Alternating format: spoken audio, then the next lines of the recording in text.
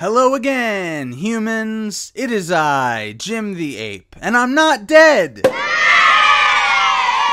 Yeah, I needed a break from YouTube for a number of reasons, first of which being that rather large animal with the ivory tusks and the excellent memory who has taken up residence in the corner of the proverbial room. I'll talk about that in a minute, but it wasn't just that. There were other things like snowstorms, power outages, previously cut work hours being restored, and several nights where I just wanted to play video games or watch movies. On top of that, I had planned on doing a video for April Fool's Day / Easter, but I had zero good opportunities to record it that weekend, so that video had to be scrapped in favor of this one. Now, I realized that I should probably get back to making videos or my channel will die on the vine, if it hasn't already, and then I'll probably start directing my negative emotions at things that I shouldn't, rather than channeling them into entertaining content that is also fun for me to make. But before I can get back to that, I have at least a few more things to say about that elephant in the room. Now, there was a stream that I was on where I talked about it at length, but I was nervous and emotional, and I feel like I didn't do a very good job because I felt like I had been led into an ambush by people who I thought were at least friendly acquaintances, if not friends. I felt betrayed and ganged up on, and I still do in many respects, even though that stream was like a month ago now. So I don't feel like I defended myself and my position all that well, but at the same time, I really don't want to talk about it much more than I already have. With that being said, I would like to try to wrap up this particular subject here in this video as succinctly as possible. So, after a lot of thinking about it, here is my conclusion. To anyone whom I persuaded to help with a particular cause, whether it was in the form of a monetary donation or simply spreading the word, if you now regret that help and believe said cause to be a scam, I apologize. Genuinely, I am sorry to anyone who feels that I misled them. There are probably a decent handful of people who feel this way, but off the top of my head, I can name Magog of Morscar and your humble host, aka Chambers of My Heart, two YouTubers that were on the aforementioned stream, but still seem like nice people to me. So, if you're like them and you feel slighted by my promotion of that particular cause, I'm sorry. Granted, my contrition only goes so far, as it's not like I held a gun to anyone's head, but I think I've made my regret clear enough. If I could go back in time and keep my support private, I would. But I can't do that because, as far as I can tell, time travel is impossible. So let's just move on. But before we actually move on, there's still a thing or two I have to say about this topic that's been haunting me for over a year. Now, I just addressed people who I feel were genuinely owed an apology because, rightly or wrongly, they felt they were misled. And misleading people is never my intention. But to those of you whose only investment in this situation was to mock me, go fuck yourself. And unlike how I usually mean that phrase, which is kind of like a euphemism for telling you to go masturbate to relieve tension, I mean go get a stainless steel dildo with the longest and sharpest spikes you can find, wrap it up real nice in some sandpaper, turn that motherfucker sideways, and stick it straight up your candy ass! And I want you to repeat that process until you bleed. No, scratch that. I want you to repeat that process until you bleed to death! Fuck yourself in the ass with a spiked sandpaper dildo until you exsanguinate from your anal cavity.